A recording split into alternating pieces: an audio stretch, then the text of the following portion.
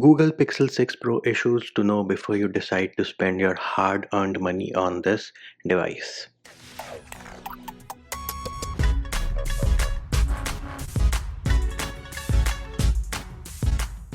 Hey peeps, what's up? Panchi here, back with another video, and in this video I'm going to tell you about the issues which I personally found on the Google Pixel 6 Pro so that you can make an educated decision whether you should spend your hard-earned money on this specific device or not. Now, do note some of these might be hardware issues, some of these might be software issues, and if they are software issues, we can always hope that Google will fix them with future software updates. But at the time of recording the video, these are the bugs, these are the issues which bother me, and if and when Google does fix them, I will try to mention it in the pinned comment on this video. So also make sure you do read the pinned comment on this video. And another thing, I'm pretty sure I'm going to get comments like, hey, he's a Google hater or he's hating on the Pixel. Well, to be very honest, I'm not hating on anything, but what my mindset or what my thought process is that as a tech reviewer or as somebody who loves tech and makes videos about it, I think it is my responsibility to let you know about all the issues which I find, whether it be nitpicking or not.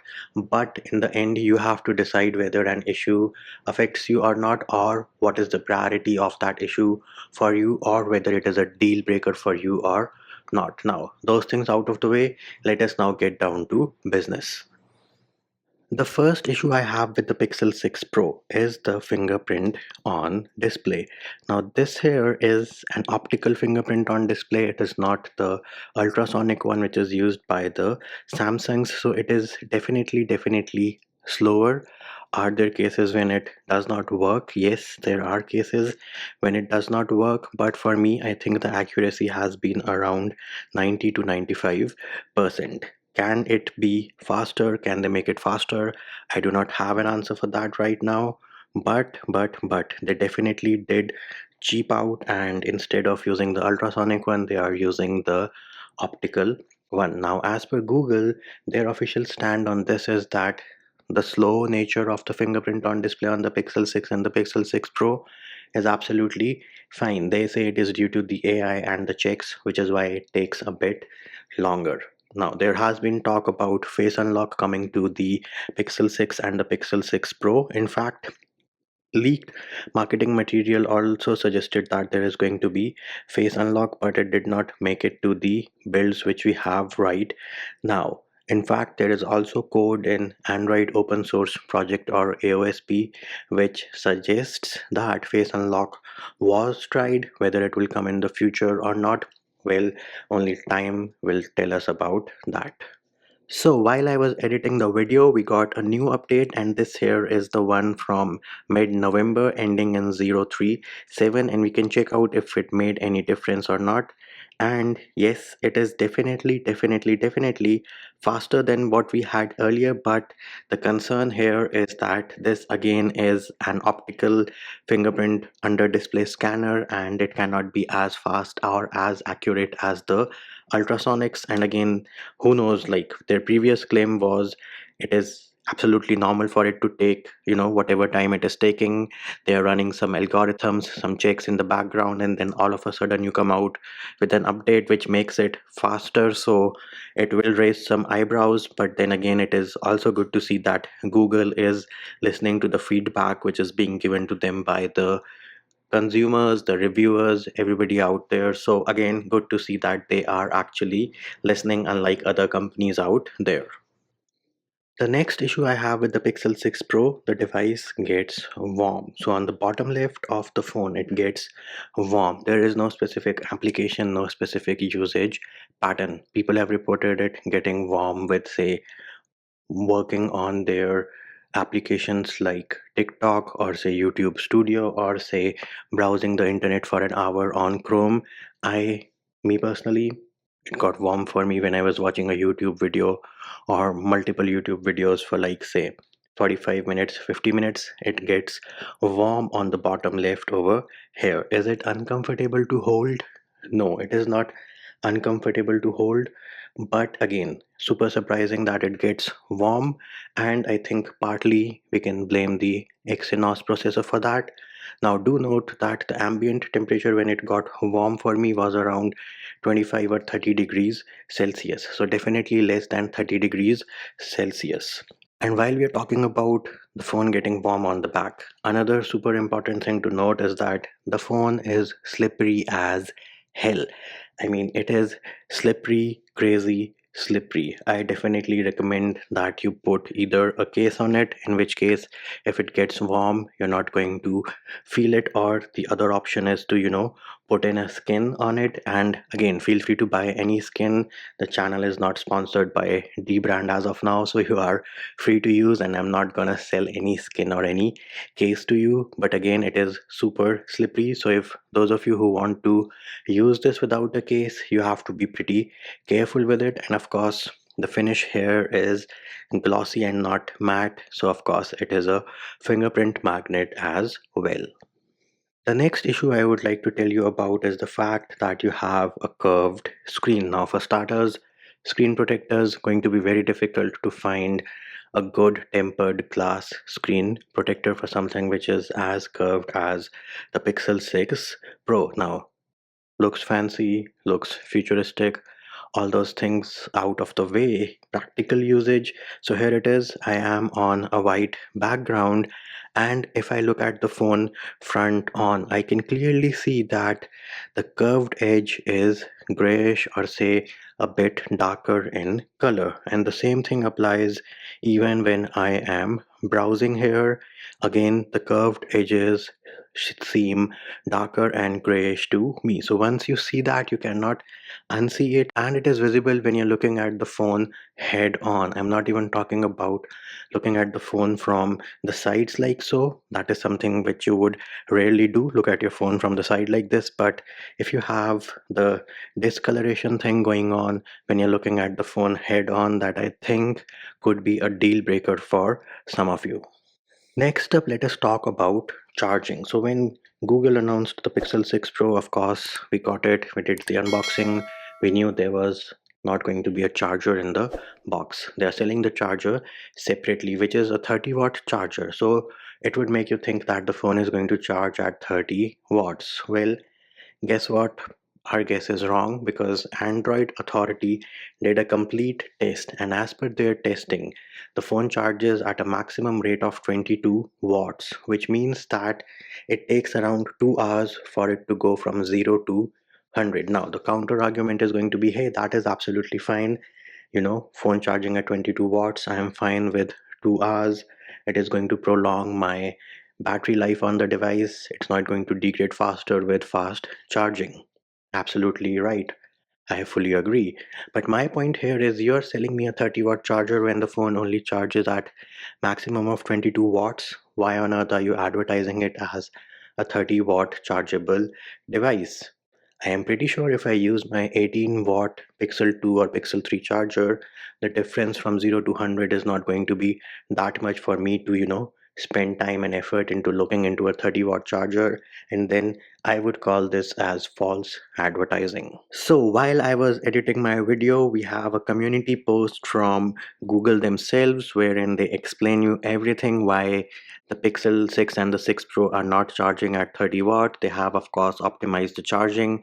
0 to 50 is faster, then it slows down to prolong your battery life, which I think is a good decision. But again, false advertising, false marketing, the fact that they're trying to sell us a 30-watt charger, because now they have themselves claimed that the Pixel 6 and the 6 Pro. So the Pixel 6 charges at a maximum of 21 watt from the wired charger, and the 6 Pro from the wired charger is 23 watt. So again, why on earth are you trying to sell me a 30-watt charger when I could be well on my way, using the 18-watt charger, which I already have, considering the time difference is only 10 minutes for 0 to 50. Again, false advertising, false marketing by Google, but you do have to appreciate the fact that they came out and told the truth eventually.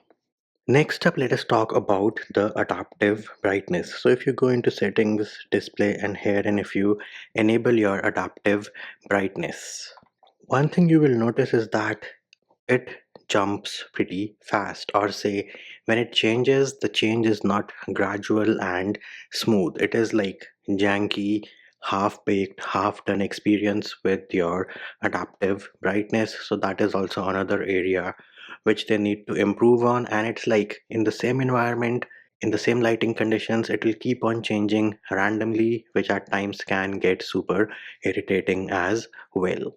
Next thing I would like to mention is about the speakers. Now do note you have stereo speakers on both the Pixel 6 and the Pixel 6 Pro, but they are what I call side firing speakers. They're not like front firing. So if I'm consuming content like this on the Pixel 2 XL, on the Pixel 3, you have front firing stereo speakers, which again, in my humble opinion, sound any day better than the side firing speakers. Now, even on these side firing speakers, I do notice at times that the balance is not perfect. You can make out that one of them is, based on whether you're watching like this or watching like this, one of the speakers is louder. However, you can fix that. So you can go into settings, then you will go into accessibility. And once you're in accessibility, you need to look for audio adjustment. Once you're in audio adjustment, you can configure the balance for the left and the right. So again, based on the fact whether you're watching content holding your phone like this with the power button on the top, or whether you're watching it like this with the power button on the bottom, you can decide how you want to configure this balance. But again, something which is not expected on a high-end device. And last but not the least, I mean, I am super surprised I'm complaining about this, but the camera has issues on the Pixel 6 Pro. Let me give you a live demo. So here it is. We are going to open the camera application. Now do note this here has a telephoto lens, and that should kick in at 4x. However, that, my dear friends, is not the case. So let me go ahead and try to cover this telephoto lens over here. So now the telephoto lens has been covered. If I press and hold over here, try to zoom in, see it is zooming in, zooming in. We are at 4x, we are at 5x, we are at 6x, and we are still using the main sensor. After 7x is when the telephoto kicks in. So here it is. Now the telephoto has kicked in, and I think this is because they are using the same camera application from that of the Pixel 6. Do note, Pixel 6 does not have this periscope or your telephoto lens, and it can zoom up to 7x, which is why when you try to zoom till 7x, it is still using the primary 50 megapixel camera, and once you cross 7x, that is when the telephoto kicks in. So I think for the Pixel 6 Pro, they need to make sure that the telephoto kicks in as soon as I reach 4x. Otherwise, I mean, in my humble opinion, we are wasting the telephoto lens over here. But again, people at Google might be more smarter than me in this case, but that is what my opinion is. The next issue I have with the camera application is color shift. So if you're trying to record a video, right? Let us go ahead and try to record a video. What you will notice is that once you start recording the video,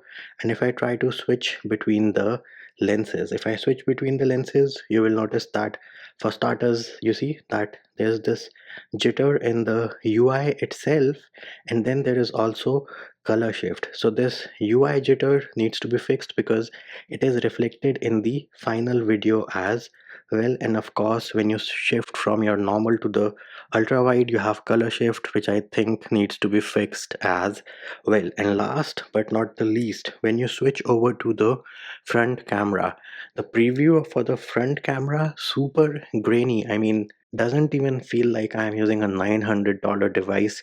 Feels like I'm using some cheap $200 device.